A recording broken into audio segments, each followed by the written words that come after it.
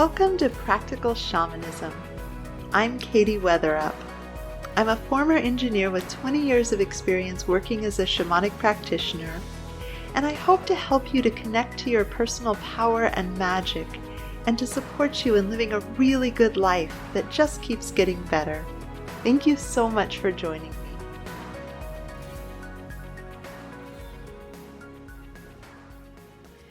I would offer that there's certain qualities and experiences within us that it's really useful to move through the world in a way that generates and creates these attributes or experiences. I don't have the perfect overarching term for them. But for example, we do really well when we have a reserve of creativity. We're able to brainstorm and think of options and have creativity. Resilience is something that's really important.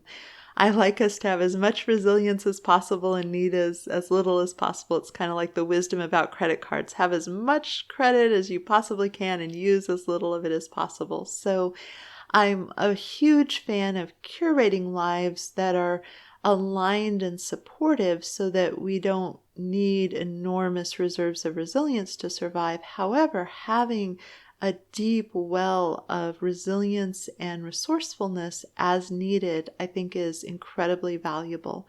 Inspiration, I think, is a really cool thing, and access to inspired action, I think, is really important because a lot of people get the upper chakra expression of inspiration. They have all these ideas and all these things they want to create, but there's a stagnation in the lower chakras. So when it comes to putting the sacral chakra energy and power into right action and movement, they get really stuck. And you really need that teaming of the third eye and the soul seeing the vision, and then the power of the energy behind it that moves things in the world, because we are participating in the physical world. So that's the thing where you're inspired to write a book, and then you just carve out those moments to sit down and type away and be engaged with that. Or you have a desire to create a business, and you are so pulled to it that you're just finding those moments when you can get into flow state and really work on it. Self-efficacy is another one that I think is super valuable to have a good bit of, which is the part where our instincts will really drag us in some directions that aren't super on the side of our health and happiness. There's a lot of reward and punishment chemistry that will really warp the way we move through our lives. It'll have us doing people pleasing instead of coughing up the truth when something isn't working for us. It'll have us eating food that's bad for us. It'll have us skipping workouts because, no hunter-gatherer person ever, went for a jog in the morning or just lifted a heavy stone to build their muscles. They got plenty of movement. So it was silly to spend calories when you weren't actually moving the dial on what would, help you be healthy. A sustenance farmer who's, there's a lot of hard labor that goes into farming. They're not like, let me go, do some pull-ups in the barn before I get started with my day. They know that lifting the hay bales and, digging in the dirt and, hauling the buckets of water will do plenty for those muscle groups. So the self-efficacy to manage the tension of the instincts, because our instincts create tension in our body when we don't binge eat the donuts if we're feeling stressed or whatever it is, that the instincts have really good reasons to think that the action that actually wouldn't be good for us would be helpful for survival. There weren't these processed foods that hacked receptors. We didn't have Facebook to scroll and scroll and scroll on as it, hit all kinds of our chemistry. How many likes we get is tapping into reward chemistry for getting along with other people that was absolutely vital to our survival outcomes. Our brains get wonky about status, and we're in a world where we can just, you do you, boo. We could just, go off and have our experiences. There isn't this limited status commodity that we all have to compete for and try to be the best at. But in a tribal society, your status, was about the amount of safety and access to food and choice and what mate you got, there were some really good reasons that our brain thinks that's important and will lie to us. So the self-efficacy is the ability to move in a way that is elegant and effective and aligned with what we want to create in life, even when our instincts are creating tension because they think that, taking a new job is high risk. There might be a hostile tribe that will chop off your head if you move to Portland, for example. There's just a lot of complexity in wrangling ourselves. Now, we don't want to overdo it with these things, self-efficacy when we're holding ourselves too rigidly and too much perfectionism, isn't optimal. So there's also the enough inspired action, because no matter how inspired you are or how hard you're working, if you don't have the yin and you don't have the rest, that's not going to be, particularly sustainable or elegant. So these aren't things that we, have an infinite amount of. They're in balance, but having a really healthy supply of these kind of qualities or attributes or experiences at our fingertips is really useful. And the one that I think is super important and I want to talk more about is your life wish. And so the life wish is how much you value the gift of being alive, how much it feels like a blessing and a gift, and you're passionate about it and you're really into having it. And a lot of people have a really diminished life wish. And the way our brains work, it's not like something that they naturally are putting their attention on. I think, again, our ancestors who were, trying to not be bit by the snake or fall off a cliff and, vigorously taking difficult action for their survival may have been more in touch with the fact that they, really genuinely wanted to live. And it's not the same as having a death wish. Some people are really working with suicidal ideation and that feels really appealing, and there's a big old argument going on inside of them and a very frightened part that wants to be here, that dialogue is happening. So this isn't necessarily, there may be wisdom if that's something that's going on, but that's something that, ideally could use some more focused intervention. Like I would say a lot of my podcasts are like, hey, life is going pretty well, and here's how you can make it go even better and more elegant and more fulfilling.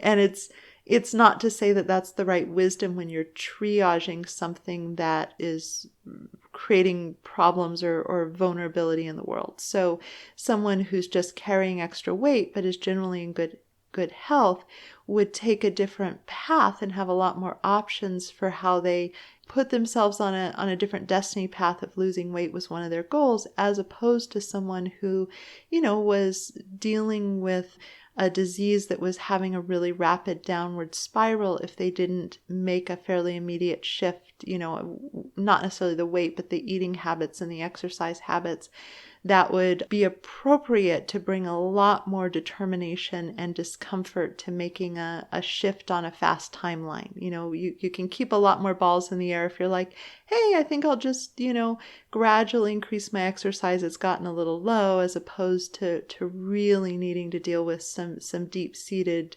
aversion to movement. So I know this is really general, but I think it's a great thing to ask yourself whether this is something that is urgently actionable as a problem to solve versus something that, you can weave in with all the other stuff that you're up to. So talking about life wish, I dated somebody a long time ago. He was in the military. He was deploying to places where there was a lot of active stuff going on. He did some tours in Iraq. He spent time in Afghanistan. He never told me the details, but he was definitely not having a desk job during those times. And I was really worried. He was getting ready to deploy and I was really worried about him. He's like, it'll be fine. It'll be fine. I'm like, well, I don't feel good about this. And he says, well, I don't have a death wish. And I said, yeah, but the problem is you also don't have a life wish, so you're not trying to die. You're not wanting to die, but neither are you particularly wanting to live.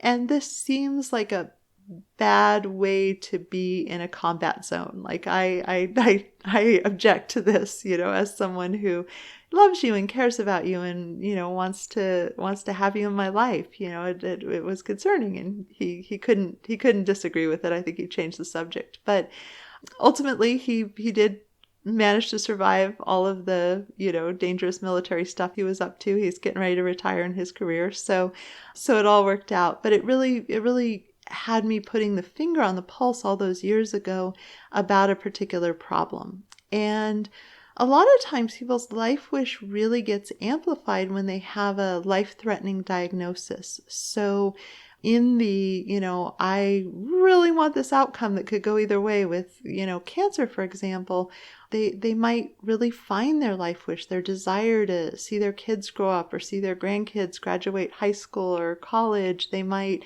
think about all the places they want to travel to and what they want to do and what they want to get up to, and really have this clarity. I still want to be here.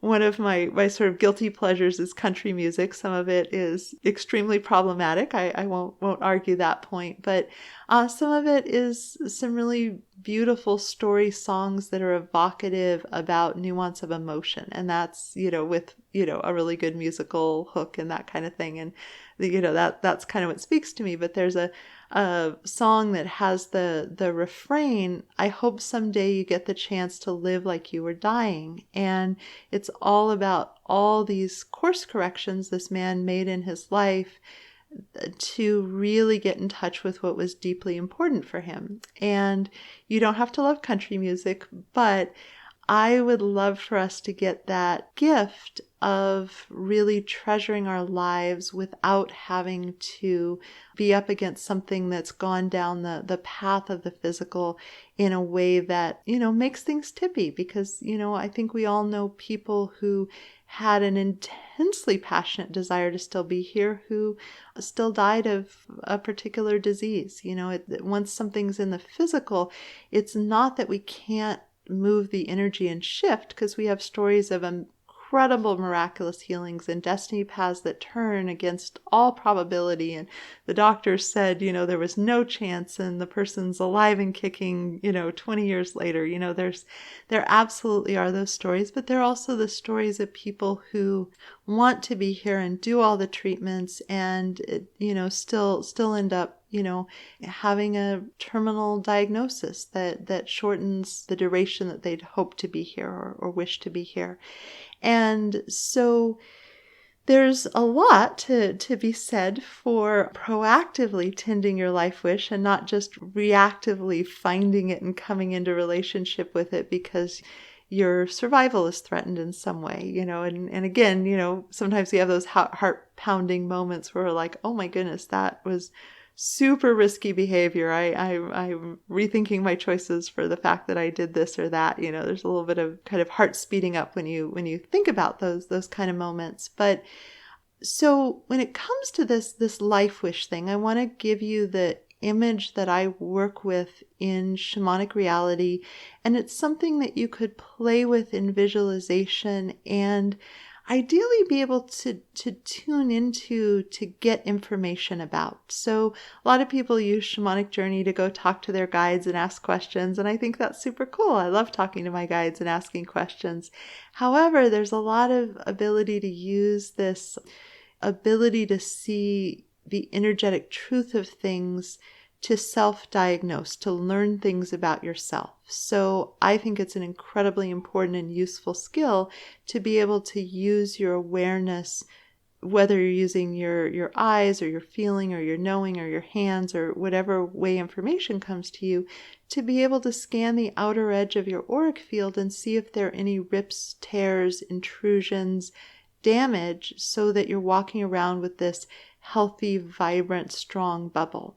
And we know how to do that with our physical skin. Like we know how to scan for intrusions and rips and tears and damage to our skin, but we don't get trained in that for our energy body. And energetically sensitive people who don't have that outer edge of their auric field protecting them, that can be really, really problematic. I know I'm digressing, but when I do this, I sort of have guides that are taking turns talking, and sometimes they're like, hey, throw this in. This will be really good for someone. Someone needs to hear this. So coaxing myself kind of back around to this life wish thing, using your shamanic awareness similarly to be able to go and look at the state of your life wish. And there may be a different image or visualization or way of feeling into it. But for me, I consider the life wish to really reside in the sacral chakra. There's a lot going on with the sacral chakra: instinct, sexuality, creativity, passion, power, lots and lots of stuff. When you work with this chakra, there's a lot of really good aspects of life that get opened up.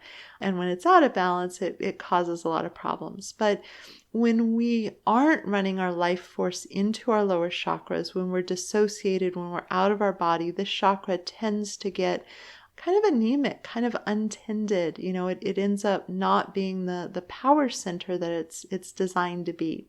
And I know this very much from personal experience, because I could tell you the exact frame of time where I got back in my body and started moving my energy through my sacral chakra, and it changed my life quite dynamically. I just happened to have the right facilitator to really put my awareness. I'd been on the shamanic path for a while, but it was a really, really powerful change. I don't think I slept much that summer just from the abundance of energy that suddenly became available. But when we come into right relationship with this chakra, and it's really, really vital and well. Incidentally, I have an 8-month chakra program that I love doing, where I spend a month on each of the chakras, rebuilding and rehabilitating and opening them up and cleansing them and helping them to weave in with all the others. It starts in March, and it's something you can check out if you're like, wow, that sounds great for the chakra, but I just don't quite know how to approach that. So when it comes to the sacral chakra, I'm doing what I call, tracking a particular thing. And there's so much information in the unseen world. And one of the really important skills is to be able to narrow our awareness in on what we're looking at and what we're looking for. And in my mind's eye, or when I journey to it, or when I'm looking at this in other people, for me, the life wish is as though the sacral chakra were this, big, beautiful cave, this incredibly expansive space. And in the center of the cave, there's a fire, and magically the smoke has a way to get out, so it's not smoky, but there's this fire burning in the cave. And how big and bright and self-sustaining the fire is will tell you a lot about the strength of a person's life wish. You can also just kind of people watch, like if you were sitting at the airport or watching pedestrians walk by. It's pretty easy to, sort of get a feel for some people whose, life wish is really evident. There's energy in their bodies, the way they move, they're engaged, and other people who just carry themselves like it's heavy to be in a body and they're worn down. And I'm not saying there aren't a whole bunch of other factors with this, but it's kind of an interesting thing to start to, just kind of look around and notice people and sort of make up a story. We're not looking intrusively without their permission, but just sort of allowing ourselves to observe and kind of connect to this concept. So when the life wish is really bright and vibrant, it becomes very self-sustaining. It becomes this fire that is just a part of who we are, our desire to live and thrive and be here, and our engagement and our choice, yes, I am in the game of life. There are highs and lows, but overall, yes, I'm down with being here. It gets very expensive when people are ambivalent about being incarnate, when they, are really in argument with the reality. And for sure, there are circumstances that are terrible and that we want to really work on shifting, because anyone would have a hard time. But independent of that, there are people whose circumstances are fantastic and their life wish is still really, really diminished. So it would be nice if we could just have good circumstances and then be in gratitude and love and appreciation for our life. But while it's easier if we don't have major pain points, chronic physical pain or, poverty or, not enough safety or things like that, it doesn't correlate. This is something we can work on independently, and we might as well work on it in the meantime, even if we're looking to shift circumstances, because it will give us a lot more creativity and inspired action. Like we get this chakra really, doing its thing, and it's incredibly supportive for being able to change our circumstances. So there's a lot of collateral good stuff that goes along with this. And so if you check in with your life wish and you find that it's a bit diminished, all is not lost. It doesn't mean like, oh no, this is terrible, or you need some epic healing. There may be things to ask the question of what's in the way of me really having a good life wish, and it might be the alone time. It might be, any number of things. But what we can do is start to put our attention on the things that we love about life. And someone who's had a terminal diagnosis, you could go there. What would I miss about life if I wasn't here to see it through? What am I passionate about? What does fill me up? What does delight me? There's a lot of talk about gratitude, and I think gratitude gets a lot of weight put on it, and it can have some shaming aspects. So instead of talking about gratitude, I'm going to talk about cultivating wonder. So when I'm standing in front of my giant amethyst cathedral, looking at the intricacy of this thing that came out of the earth that I get to have in my life, I feel wonder. I also feel really good energy coming from it, but there's an experience of wonder at the beauty. A butterfly passes by, and that could evoke wonder. Beautiful sunset. There's this evocative quality of those kind of things. You could have an experience of delicious food. It could be the smoothness of the sheets, the clean sheets that you're laying down in. And so if your life wish has gotten diminished, you're not looking to necessarily like take your world apart. There may be some significant changes where you're like, wow, this job really is misaligned. So even though it's scary, thoughtfully and judiciously, I should probably look at, making a change. Like this isn't a substitute for choosing again or making different choices if need be. If you're in a miserable relationship that is really, really depleting and has become toxic for you, I wouldn't, if we were working one-on-one, I wouldn't give you life wish counsel. I would give you, what's in the way of you removing yourself from a really bad situation, or figuring out how to shift it depending on what path you're on and what point you're in. But all things being equal, this is assuming that, there isn't a diminished life wish because of something where your attention would be better spent changing a circumstance. We don't have to build this up like overnight with these, kind of grand gestures. If you think about relationships, somebody can get a lot of points for a grand gesture, especially if it's the right one. They can also lose a lot of points. One of my memorable flights, I ended up seated next to a guy who was high as a kite on drugs, and he was telling me the story of how his girlfriend, with whom he'd been sharing drugs, had returned to her family, and they had been in sobriety together, but he blew up his sobriety. He went and used, and now he was jumping on a plane to follow her to where she had gone, to show up on her doorstep as the grand gesture, which in his mind she couldn't possibly resist, and would bring her back into his arms and make her really happy.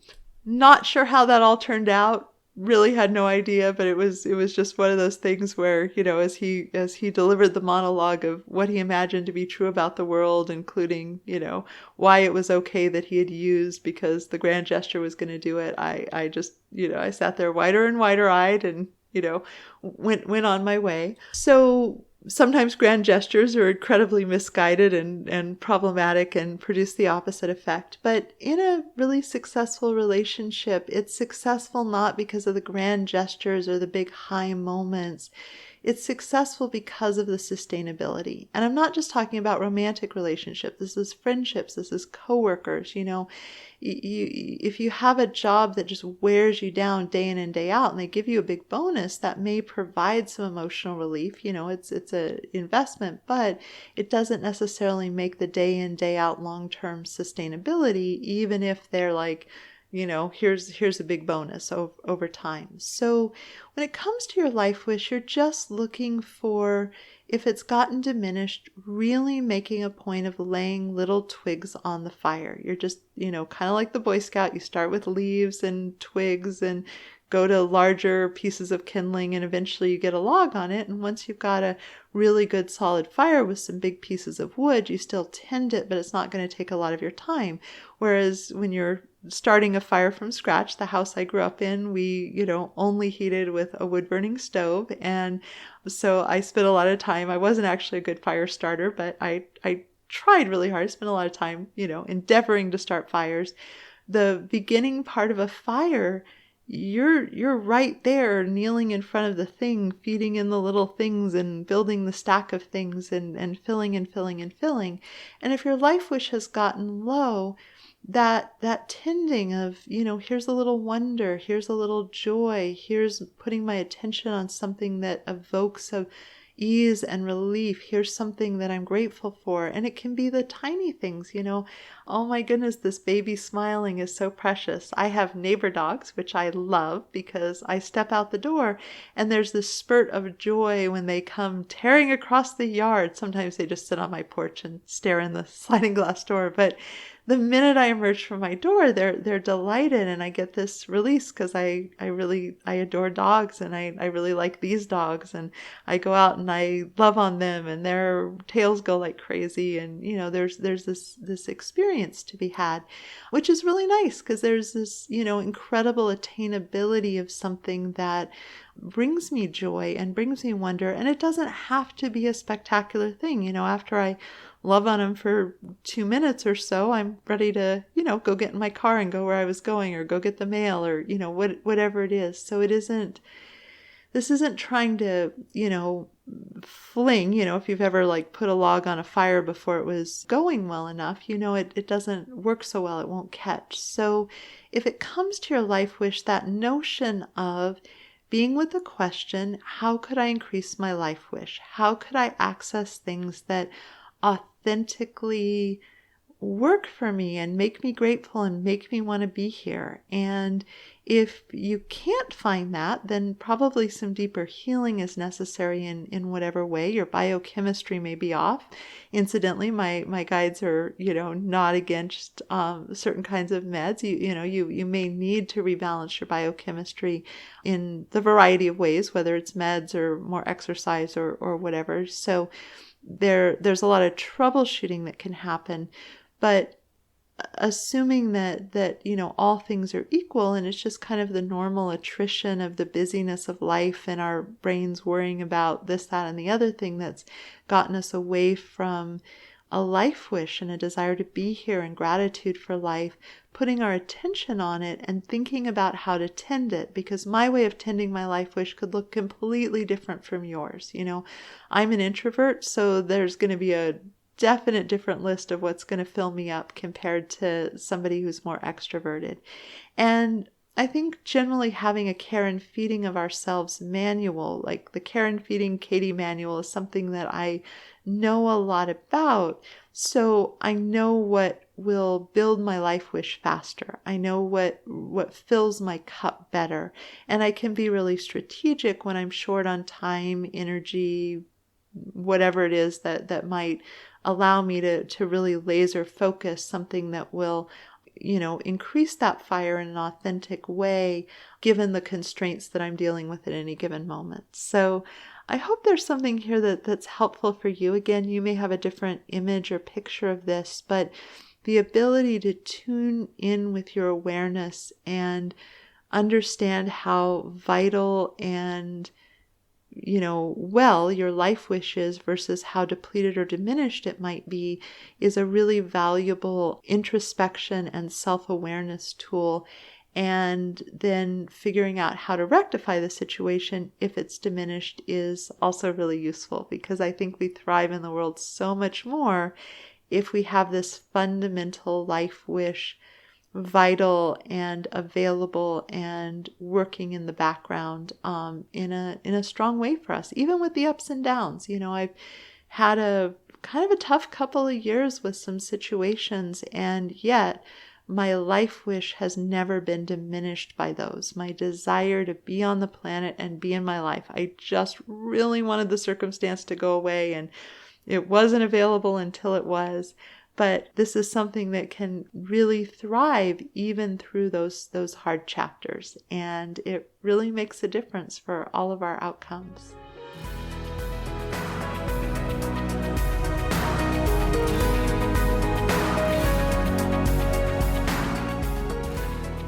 Thank you so much for joining me. To learn more about me and my work, please visit my website at handsoverheart.com. There you can join my mailing list for access to free bonus content in the members-only area. If you've enjoyed this, please consider subscribing and leaving a review. It would help me out a lot. Also, a special thank you to my patrons for your support. You offer me the time freedom to work on passion projects like this one. If you'd like to receive personal shamanic support from me and my team of guides, please consider joining my Patreon community. You'll find the link below. And again, thank you so much for listening. This is Katie Weatherup, wishing you wholeness and happiness.